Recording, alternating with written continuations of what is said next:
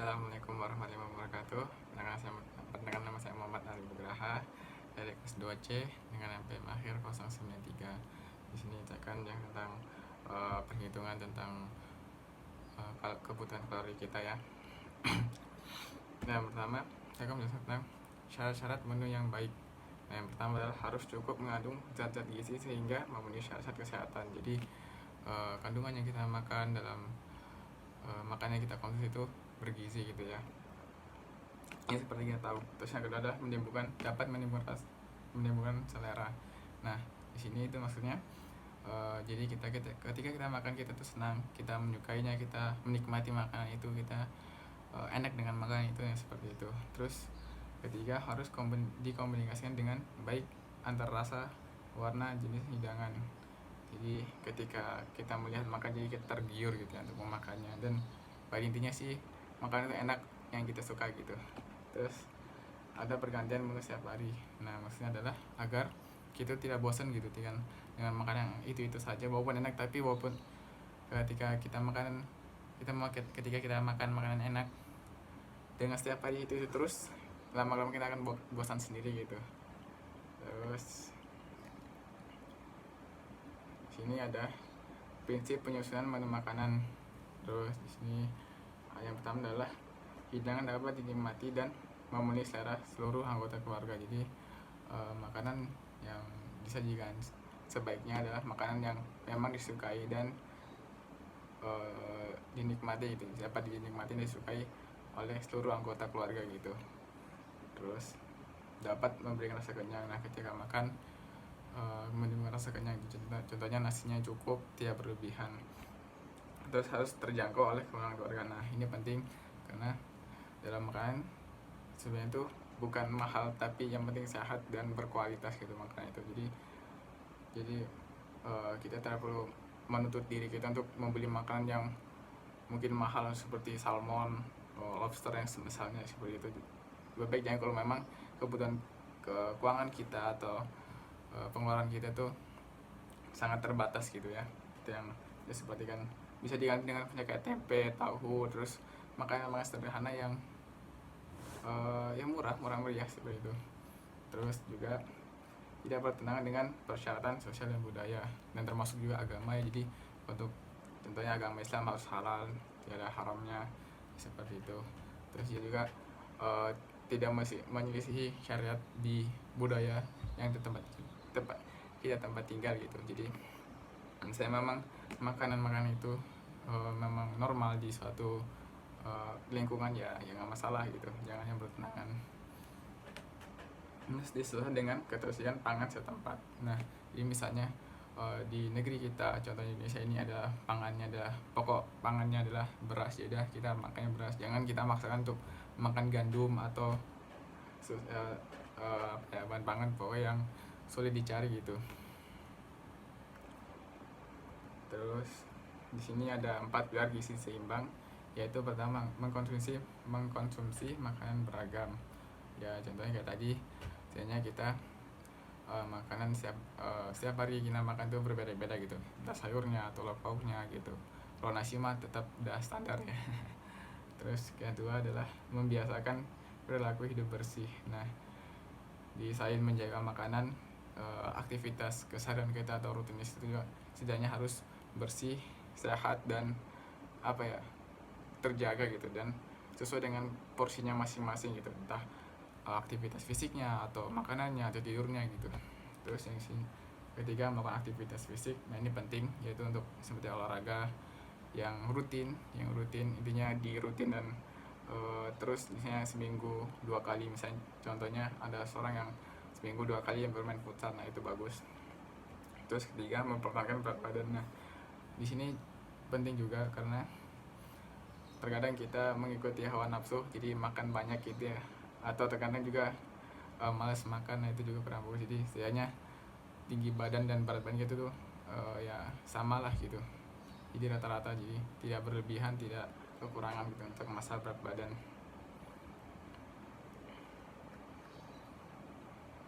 Di sini juga ada 10 pesan pedoman gizi seimbang, yaitu bersyukur. Nah, itu penting. Pertama, bersyukur.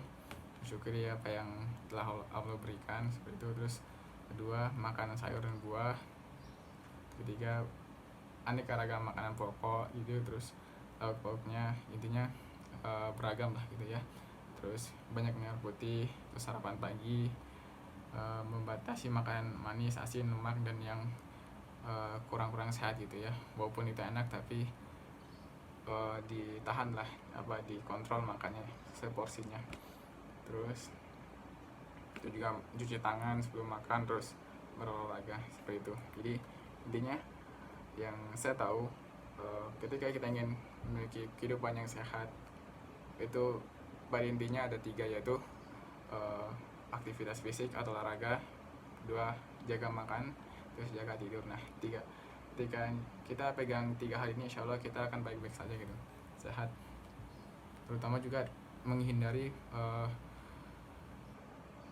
ya contohnya kayak merokok dan semisalnya gitu ya, yang kurang baik ditinggalkan.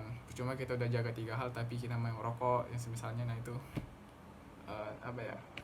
dampak buruknya pasti besar ke kita gitu.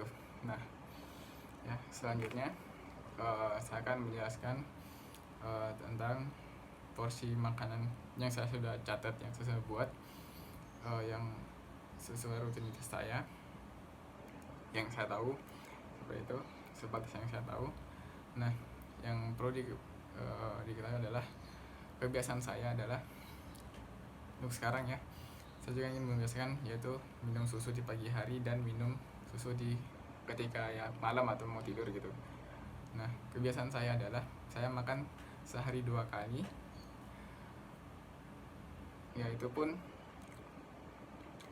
yang saya rasakan ya, ketika misalnya di pagi, di siang hari saya makan, contohnya misalnya saya makan nasi dengan ayam goreng dengan sambal. Nah, kemungkinan besar malamnya juga saya akan makan itu. Jadi apa yang saya makan misalnya siang hari, contohnya saya makan rawon, nasi rawon. Nah, kemungkinan besar saya akan malamnya itu makan nasi rawon gitu. Jadi ya secara umum, jadi porsi makanan dan jenis makannya saya makan di siang hari dengan malam hari itu ya kurang lebih sama lah. Jadi itu cukup memudahkan saya untuk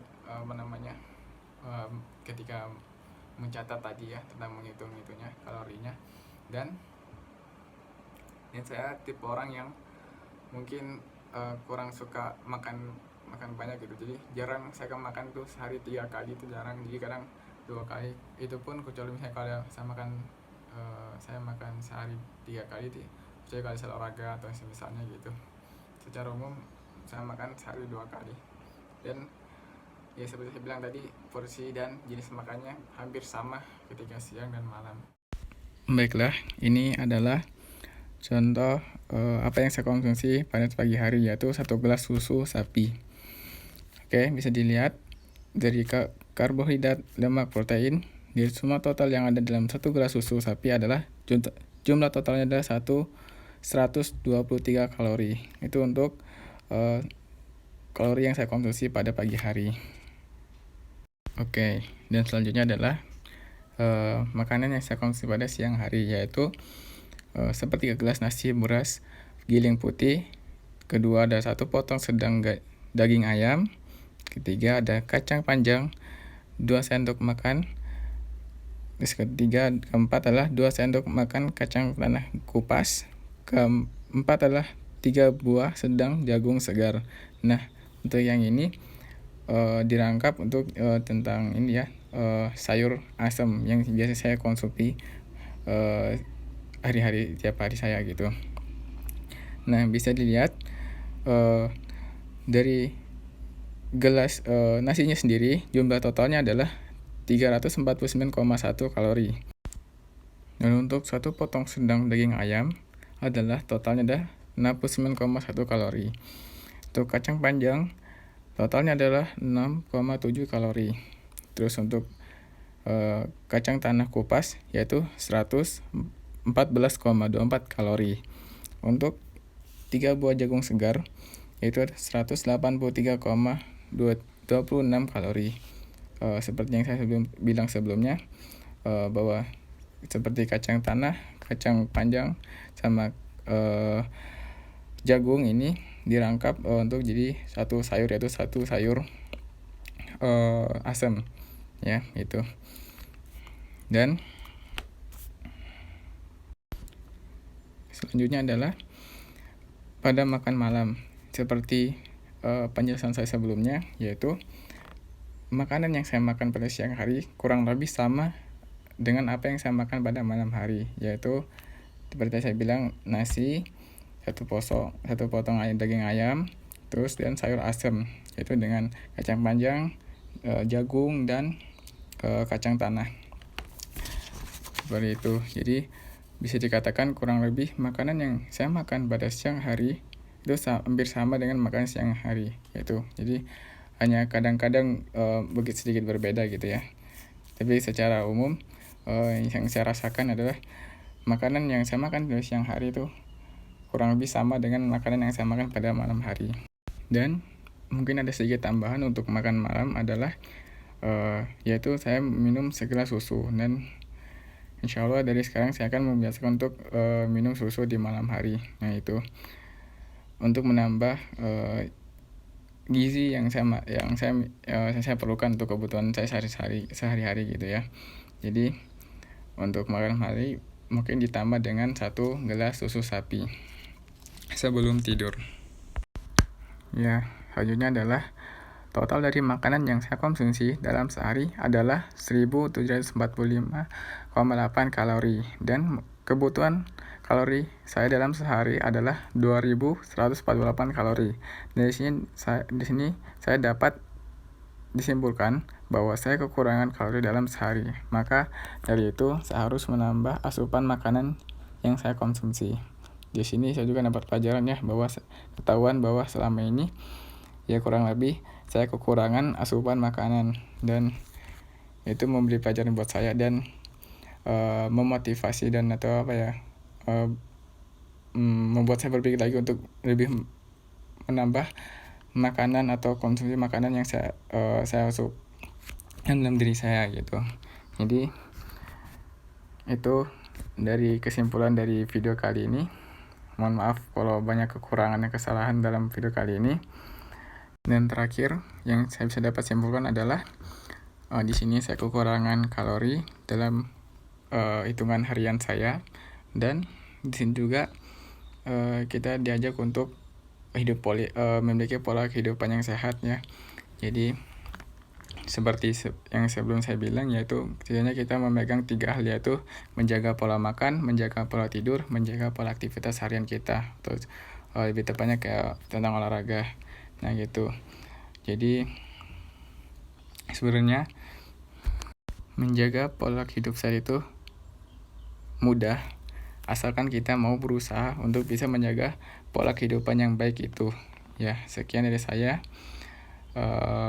Saya Ardi. Waalaikumsalam warahmatullahi wabarakatuh.